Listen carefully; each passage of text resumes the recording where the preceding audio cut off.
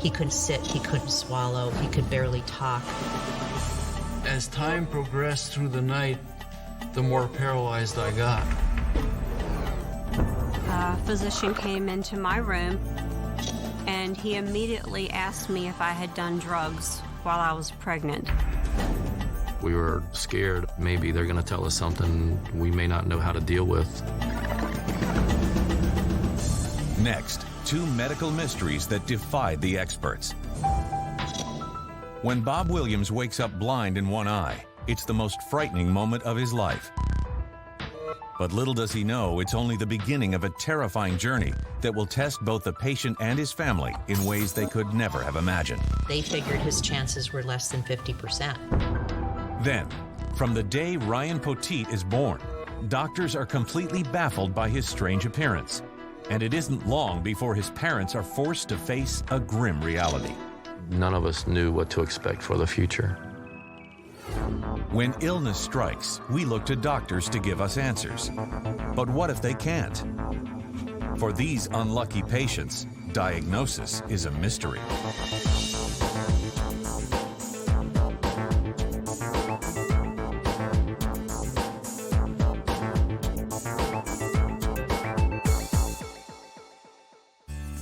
In 2008, 55-year-old Bob Williams and his wife Sherry were happily married and living in Columbus, Ohio, with their daughter Emily, a freshman at a local university. I've known Bob for 36 years, and we met when I was 16, he was 20, and have pretty much been inseparable since then. I live at home with my parents, mostly because I'm an only child, and we've been so close throughout my whole life. Devoted as Bob is to his family, he's just as dedicated to his job teaching at the neighborhood middle school. I taught for a total of 23 years without a day off, not even a personal day. But in April 2008, Bob wakes up in the middle of the night, exhausted and restless.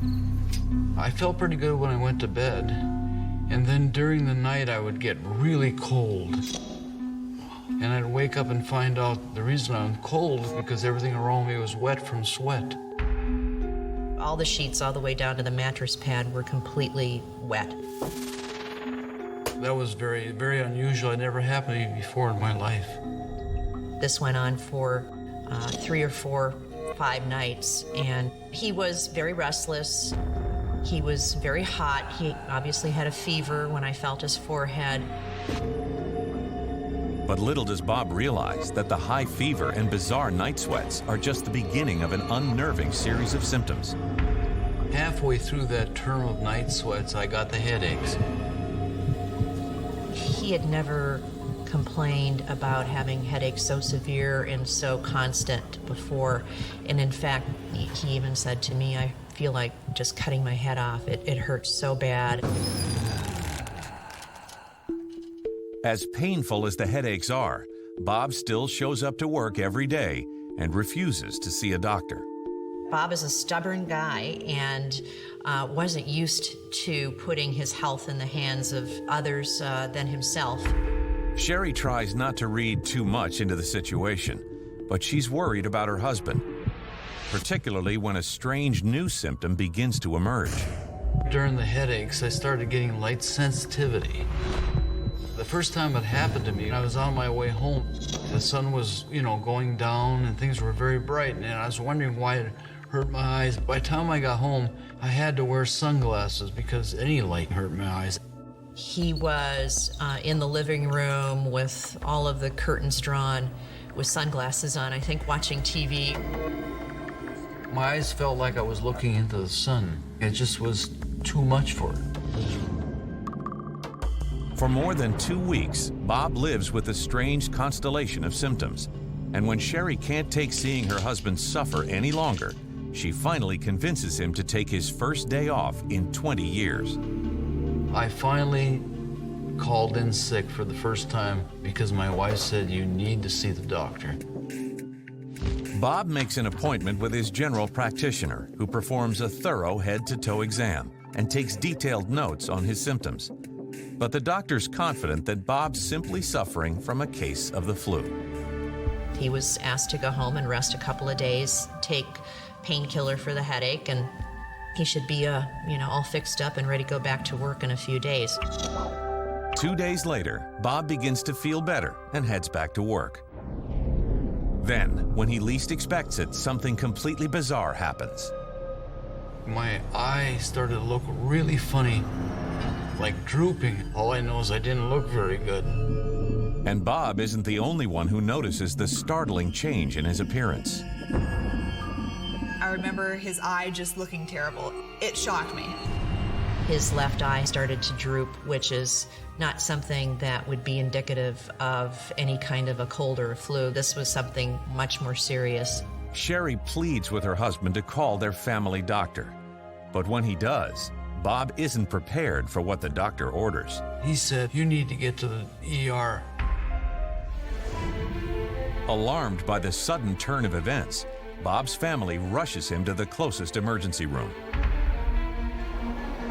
The ER doctor quickly looked at my eye and he said, "That's a concern."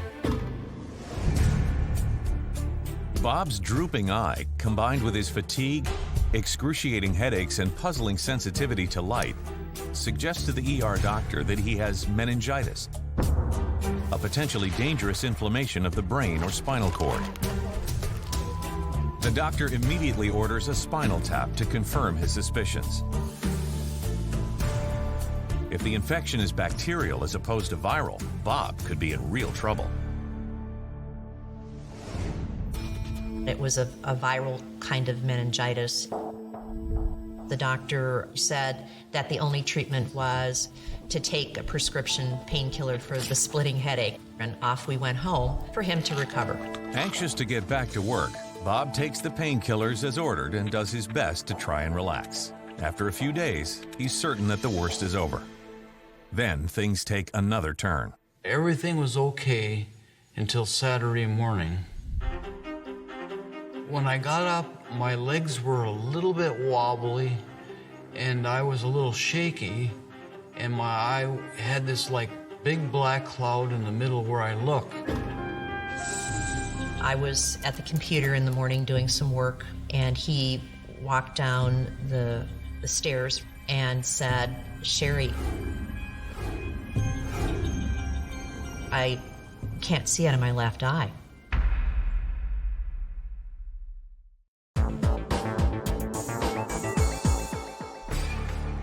Bob Williams has just been told he's suffering from a severe case of meningitis.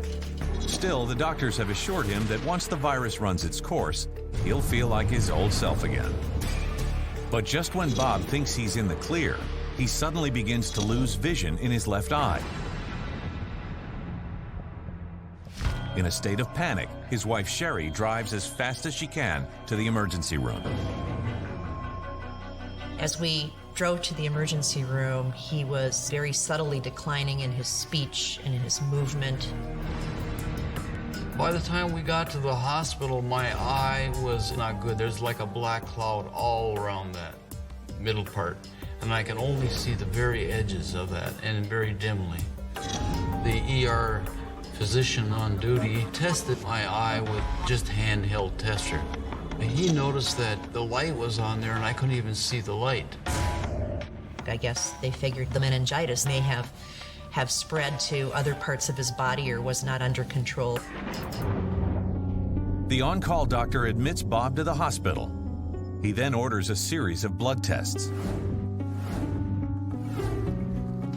and immediately begins administering an antiviral drug in an attempt to get the meningitis in check.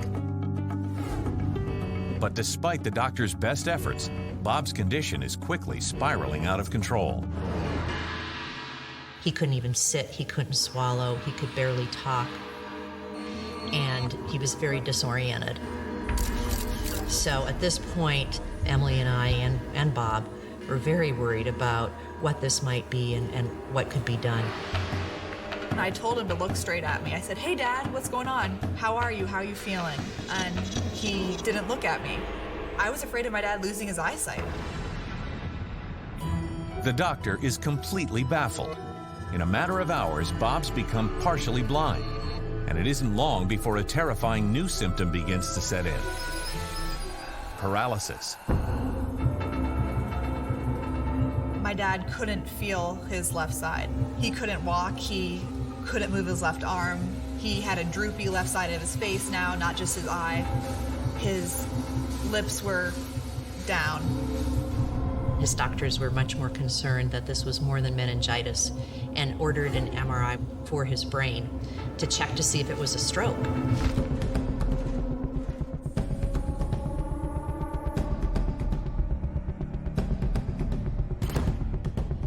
A couple of hours later, the MRI results come in. They show nothing out of the ordinary, though it's clear that Bob has not had a stroke. However, his blood tests reveal a startling problem.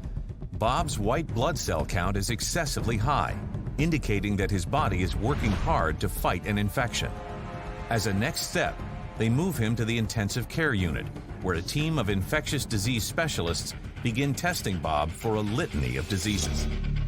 Our neurologist was afraid that it could be some sort of rare disease that was taking over my dad's brain, wreaking havoc in his body.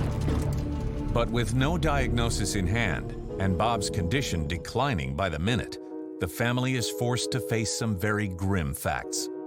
We had heard outside the ICU a couple of the doctors talking about, well, you know, what's going on with this patient, and they figured his chances were less than 50%.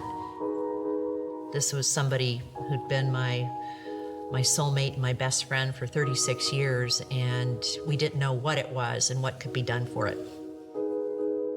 Sherry had a funny look on her face. And so when I caught Sherry by herself, I made my arrangements.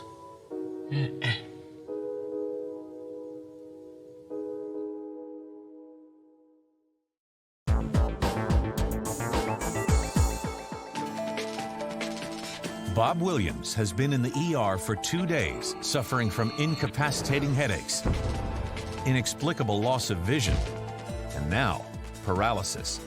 His condition has progressed so rapidly and become so grave that doctors fear he may not survive the week. We were warned that he might have seizures or go into a coma. Then, as the family waits for yet another round of test results to come in, another bizarre symptom surfaces: hallucinations.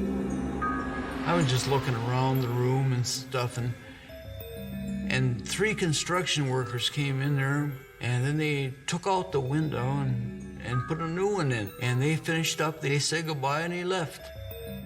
And I said, honey, I don't think that would have happened in the ICU in the middle of the night. And he said, oh yes, you go ask. So I did ask, and of course, that wasn't the case. The doctor told me that your brain will just create things out of nothing. And even though my wife and my daughter told me it was not real, I still believed it was real.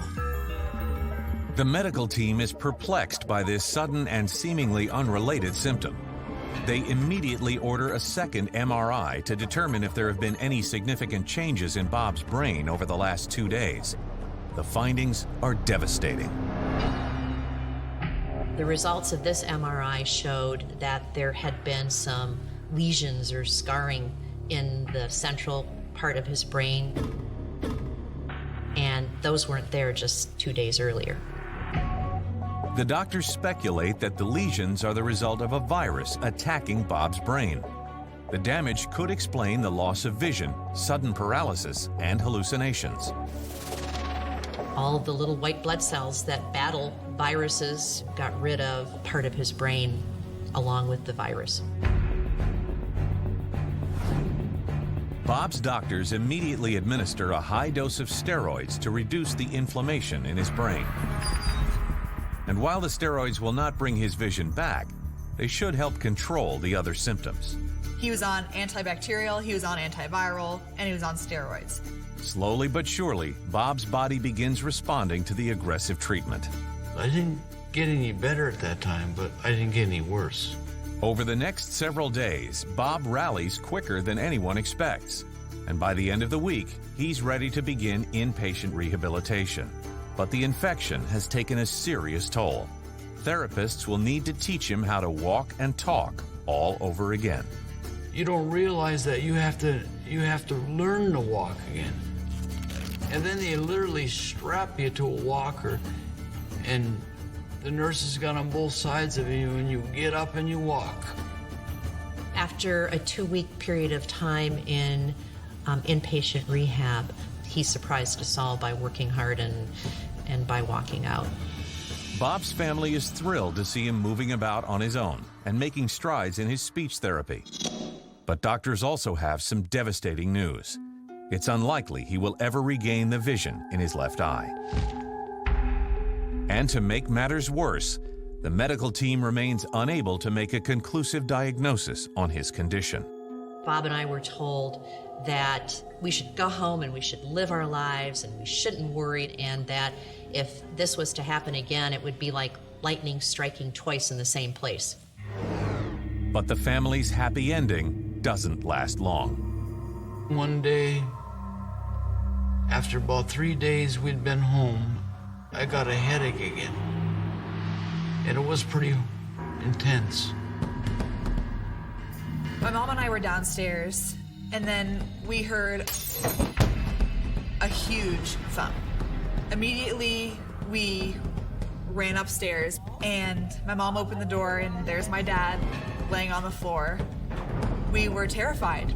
I was in the bathroom, and I fell, and I blocked the door so no one could get in. We were terrified that as much as our worlds had changed already, they would change even more.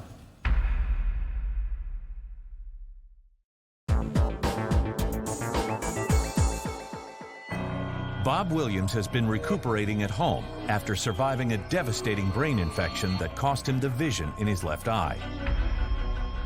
But just when he thinks he's on the mend, Bob loses complete control of his body again. Terrified by the sight of her husband sprawled out on the bathroom floor, Sherry wastes no time rushing him back to the emergency room. My greatest fear was that it would just happen over and over and over again until his body couldn't handle it. The doctor immediately orders yet another MRI to see if there are any new lesions on his brain. We were in the neurologist's office, and we all just listened to what we knew was very bad news. Bob's neurologist informs the family that the MRI shows no new lesions. But the doctor is deeply concerned. He thinks Bob may have a rare form of vasculitis, an inflammation of the blood vessels in the brain's central nervous system generally caused by infection. This condition can be fatal, and the only way to make a completely accurate diagnosis is to perform a brain biopsy. Vasculitis was, in our opinion, devastating because, for one thing, in order to prove that I actually had vasculitis, they needed to drill a hole the size of a quarter in my head, and I didn't care for that one bit. Bob and Sherry are petrified, and before consenting to a biopsy, they decide to seek out a second opinion. Their next stop is the office of Dr. Andrew Slivka, a neurologist at Ohio State University. I first saw him about 6-7 weeks after the onset of his neurologic symptoms. He and his family were a little distressed about what exactly was going on. There was some fear involved in terms of what was going to happen regarding the future. As a first step, Dr. Slivka meticulously reads through Bob's case file. He then performs a full physical and neurological exam. He had some abnormalities that were suggested by his history. He had significantly impaired vision in his left eye. He had some lower face weakness on the left side, a little bit of slurred speech. He had decreased coordination on the left side. We were very worried it could be a chronic condition, and vasculitis was still in the picture as well. But after reviewing another MRI and a CAT scan, Dr. Slivka is confident of one thing. I thought vasculitis was not as likely a diagnosis. His brain scans didn't show that much in the way of damage, which you would have expected a little bit more. And his spinal fluid analysis was also not typical for vasculitis. Having ruled out vasculitis and several other chronic conditions, Dr. Slivka begins putting the pieces of the puzzle together. And it isn't long before he comes to a surprising conclusion. Based on Bob's imaging studies and also his spinal fluid analysis, I felt that Bob had acute disseminated encephalomyelitis, or ADEM. Acute Disseminated Encephalomyelitis, or ADEM, is a neurological disorder that causes swelling in the brain and spinal cord. In healthy individuals, a fatty shield inside the brain called myelin covers and protects nerve endings. But in patients like Bob, an infection triggers the body's white blood cells to attack the myelin coating, leaving nerve endings exposed and vulnerable. ADEM is a post-infectious inflammatory process that affects the central nervous system. It is generally monophasic, so there's generally just one episode. Dr. Slivka suspects that Bob's bout with meningitis was responsible for his initial night sweats and light sensitivity. But it also opened the door for the acute disseminated encephalomyelitis. So it's not the infection itself necessarily, it's a reaction of the nervous system and the immune system to the insult of the infection. Each of the symptoms Bob presented over the past 2 months, including his drooping eye and partial paralysis, are a direct result of damage to specific parts of his brain caused by ADEM. The blindness that he experienced was probably from inflammation of his optic nerve. His weakness was from involvement of the tracts that go from the brain to the spinal cord to control movement. The confusion and hallucinations were probably from involvement in a deep cell group called the thalamus. Bob and his family are relieved to finally learn what's been turning their lives upside down for the last 3 months. But they can't help but wonder why it took so long to find the one doctor who could put it all together. Over the 20 years or so I've been practicing, I've only seen a couple people with ADEM. Because we don't see this process very often, it can sometimes be below the radar. ADEM is rare, and while nearly half of the patients diagnosed make a full recovery, severe cases can prove fatal. It's a difficult pill for the family to swallow, but their concerns quickly turn to what this diagnosis means for Bob's future. He told us that it was a serious disease, but it was treatable. Dr. Slivka instructs Bob to continue his course of steroids to reduce the inflammation in his brain. His hope is that with the proper response, he'll slowly be able to wean him off the drugs. We wanted to sort of prolong this just to be absolutely certain that nothing else was going to happen. We were very, very pleased to hear that, and when Dr. Slivka left the room, we cried. Today, 1 month since he stopped taking the steroids altogether, Bob is markedly improved, but he still suffers from the effects of his ordeal. He gets tired very easily. He's still not able to see from his left eye. I may not get any sight in this left eye, but that would be a small price to pay for my health. We're just being patient. As the doctors have indicated, it could take up to 2 years for him to, get back on his feet again. It's a chapter in Bob's life that he looks forward to putting behind him. But when all is said and done, one thing's for certain: the ordeal has taught the family some valuable lessons. Anything can happen. You don't really realize that until something happens to you personally. Our philosophy is to live, laugh, and love, and we do it every day. Hardly sick a day in his life, Bob Williams was forced to come to terms with his health in middle age. But young Ryan Poteet seemed to be on the front lines from the second he was born. In 1992, 23-year-old Diane Graham was living with her boyfriend, Howard Poteet, in Hamptons Roads, Virginia. They were just settling into their new life together when they learned that Diane was pregnant. I was very happy, and I was looking forward to having a child that I can raise and love completely. I was excited, and I was as ready as I thought I would be. I was getting up in age, so I was wanting to be a grandmother. Diane experiences an easy pregnancy, and in the summer, she gives birth to a baby boy they name Ryan. When Ryan was born, he was 6 pounds 7 ounces and 21 inches long. As soon as they laid him in my arms, it was complete love, and I was going to do whatever to make his life wonderful. That same evening, Diane says goodnight to her baby in the nursery, then decides to get some rest of her own. But a few hours later, she receives an alarming visit from the doctor on duty. About 10 o'clock at night, a physician came into my room and woke me up. and he immediately asked me if I had done drugs while I was pregnant. And I told him plainly that I do not smoke, I had nothing to drink, and I don't do drugs. My first thought was, what's wrong with my baby?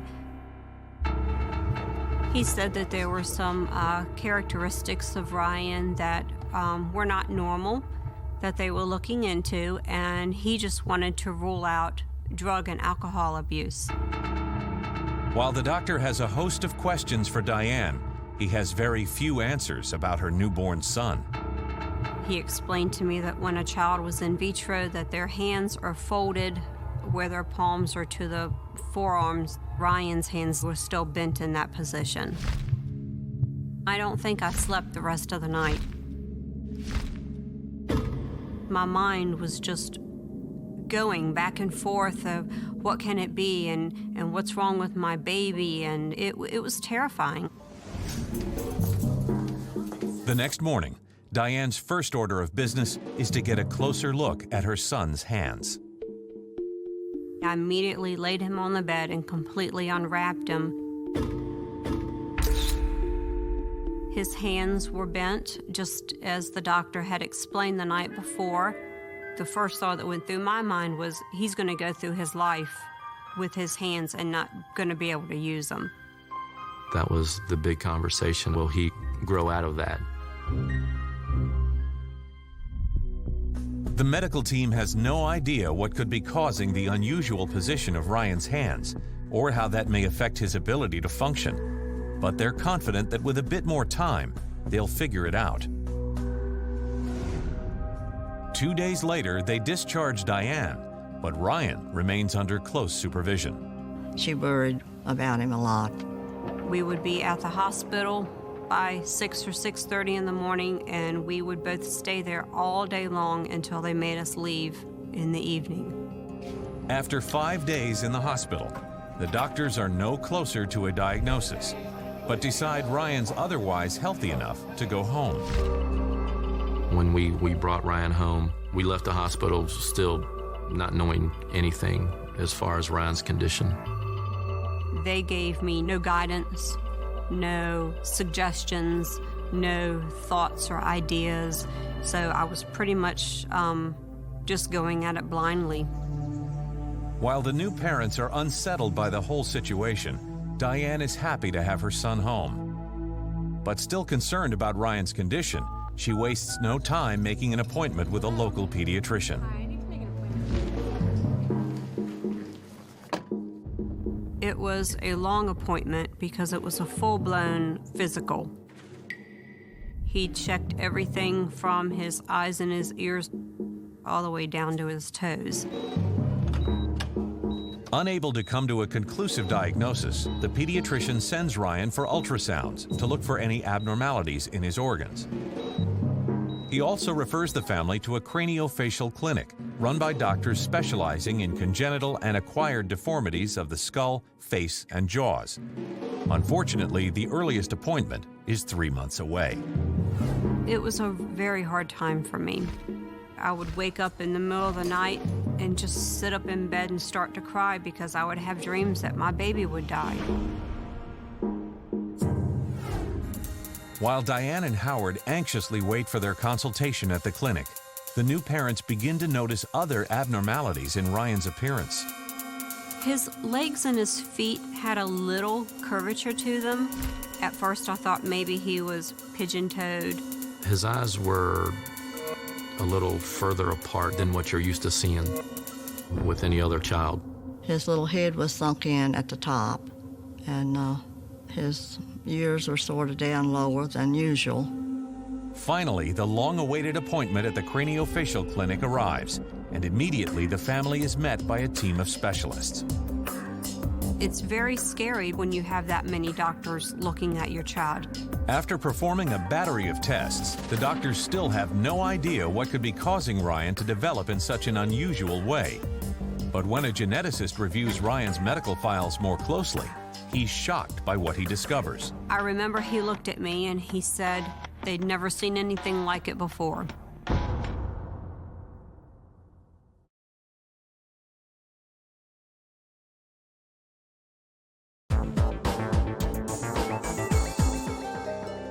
When Ryan Poteet was born, doctors knew almost immediately that something was wrong. His hands were turned in, and his arms, they just didn't work right.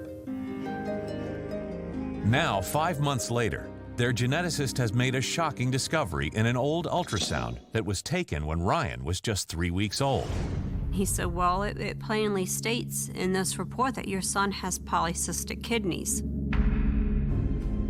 Polycystic kidney disease is a genetic disorder characterized by the growth of cysts in the kidneys that reduce kidney function, and in the worst cases, lead to kidney failure. It is extremely rare in children Ryan's age. I was very upset that almost 3 months had passed before we even found out. We were told there is a good possibility Ryan would have to someday have a kidney transplant. That kind of hit home a little bit. Alarmed by the sheer number of cysts and Ryan's young age, the doctors immediately scheduled kidney function tests. Luckily, the results are encouraging. His kidneys functioned at 100%. But while Ryan's kidneys are functioning well, the doctors explain that they will have to monitor this condition for the rest of his life. Then, just as Diane and Howard are struggling to get their head around their son's kidney issues, the doctors hit the family with another devastating diagnosis. The genetic doctor said that he has a syndrome called Melnick-Needle syndrome. Melnick-Needle syndrome is a condition that causes deformities in the skeletal system, abnormally warping many bones in the body. Unfortunately, at this early stage, doctors can't predict just how severe Ryan's case will be. The doctors thought maybe that he would be in a wheelchair for the rest of his life because the way his feet and legs are. But much worse than the mobility issues, doctors warn the parents that many male babies with Melnick-Needles do not live past their first year. It was very difficult because I still did not know if my child was gonna live or die. None of us knew what to expect for the future. We were told multiple times from the doctors that we just have to watch him as he grows. But while the syndrome can be devastating, Melnick-Needles can also be managed when monitored correctly. In addition to bringing Ryan in for biannual follow-ups at the clinic, the team encourages Diane and Howard to enroll their son in physical therapy so that he can immediately begin strengthening his legs. This physical therapist worked with him very diligently. She had a walker for him that he could use to help support himself so he could walk on his own. As the months roll by, Ryan proves that he is indeed a fighter. And by age 2, doctors and family alike are thrilled to see him walking on his own. But just as his parents are celebrating Ryan's progress, they discover another alarming symptom. I noticed that he had a difficult time trying to hold on to a crayon or a pencil. The tips of his fingers looked like little balls. It made it very hard for him to hold on to small objects like a pencil or a crayon. On the next of their seemingly endless trips to the craniofacial clinic, Diane mentions Ryan's newfound difficulty to the doctor. The doctor said that the deformity with his fingertips was probably a trait of Melnick-Needles. It's just something that he's going to have to learn how to live with it. And the bad news just keeps coming. As Ryan grows older, the warping of his bones begins to affect the size and shape of his mouth, causing a number of speech impediments. They were concerned that he may have a cleft palate, but once they did further testing, they found out it was just a very high arch in his palate. Over the next few years, Ryan works regularly with a speech therapist, and his ability to enunciate gradually improves. But as he grows up, it becomes clear to the little boy just how different he is. Around 6, I started noticing that I had a syndrome. Like every morning I look in the mirror and I'm thinking, why do I look different than everybody else? There was a noticeable physical difference in him than a normal child. He was always the shortest kid. Even in his school, he's always been the smallest kid. Ryan may be smaller than the rest of the kids, but he shows incredible progress in physical therapy. And at age 5, he beats the odds by joining his neighborhood Little League team. For me, it wasn't about winning or losing. It was just going out there and doing something I love. It was a lot of fun when I played baseball. While playing baseball means the world to Ryan, his physical limitations are never more obvious than when he's on the field. He wasn't that fast. It was very noticeable with the curvature of his legs and the way his feet are positioned. When he would run, it looked like it was almost a struggle. And to be quite honest, at times it could look almost painful to watch him run. Ryan and his parents assume that all of these issues are directly related to his Melnick-Needles syndrome. That is until the fall of 1997, when they meet with a new geneticist at the Craniofacial Clinic, Dr. Virginia Proud. I was just intrigued with trying to help us understand what Ryan's problems were, and most importantly, trying to get answers for his mom. After giving Ryan a thorough exam, Dr. Proud makes it clear that she doesn't believe the little boy is suffering from the diagnosis everyone has accepted as fact all these years. Generally, children with Melnick-Needles do not have polycystic kidneys. Most importantly, they simply don't have the significant hand, arm, lower leg changes that he had. He actually just said, forget Melnick-Needles, let's move on and see what's really going on. Diane and I were scared maybe they're going to tell us something we may not know how to deal with.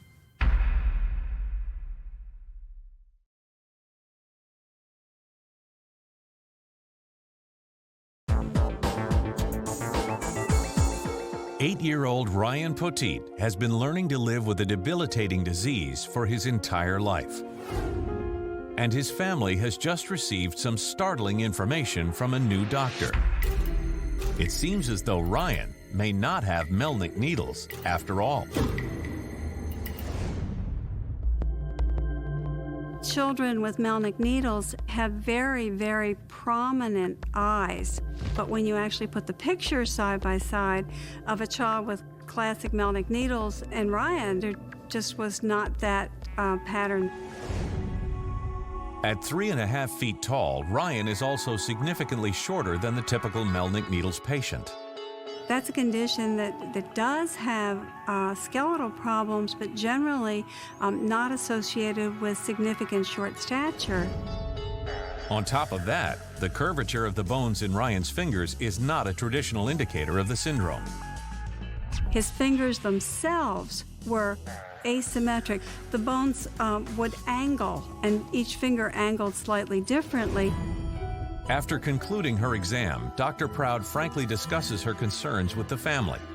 And while her hunch sends them reeling, she assures them that she'll get to the bottom of Ryan's case. I was scared that, well, what if it's something worse than just Melnick-Needles? Over the next few weeks, Dr. Proud pores over every detail in Ryan's medical file. And when she comes across a previous set of x-rays, a light bulb goes off. There was 2 pages describing bone changes that Ryan had. There was one phrase that just stood out, and the term was serpentine. And that was applied specifically to the very thin bone, the fibula that runs down the side of the lower leg. Over the course of 20 years experience reading x-rays, I've only seen that term once or twice before.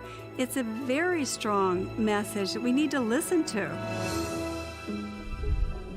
And when Dr. Proud enters each of Ryan's symptoms and test results into a genetic database, her suspicions are confirmed.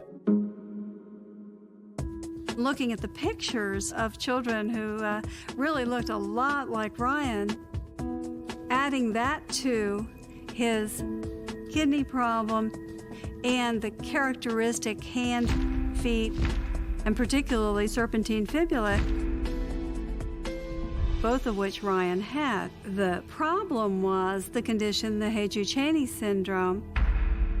Hajdu-Cheney Syndrome is a rare bone disease characterized by a defect in a patient's ability to produce an unidentified protein that serves as a building block for the skeleton.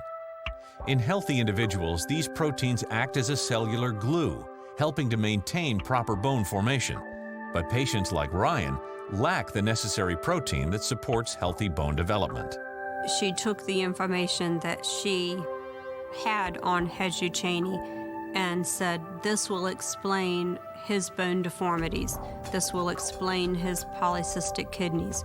This will explain his short stature. It was very satisfying to know that we actually have a diagnosis that there is no doubt about. Still, Diane has a tough time coming to terms with why it took so long to finally get to the bottom of Ryan's case. Dr. Prout explains to them that with little known about the syndrome, an accurate diagnosis can be extremely difficult. There were many more people described with melanic needles, and so actually some of the problems that Ryan had were consistent with that disorder. Making the situation even more challenging is the fact that there are no more than 70 cases of Hajdu-Cheney syndrome known in the world today. And while Dr. Prout is optimistic about Ryan's prognosis, the future is still uncertain, as she cannot fully predict all of the complications he may experience. As far as lifespan, I don't think there's enough information from the number of individuals that have this that we can even say. There's certainly nothing that says his lifespan is shortened, but he certainly also has enough medical problems that we need to be very vigilant in watching and caring for him. Unfortunately, that means no more baseball for Ryan. If Ryan continued to do dangerous things like play contact sports, it could have been fatal for him. When I stopped playing baseball, I felt really bad because that's when I met all my friends, and that was the one thing that I loved doing. He felt like, okay, now I'm an outsider. I'm no longer part of the group. But Ryan, a self-proclaimed optimist, has found a new activity that is a bit easier on his body and just as rewarding. I became really popular in my school and cousin breakdancing. He's a great dancer. He's fun to watch. Given his bones and his structure and his neurologic system, who would think he could do that?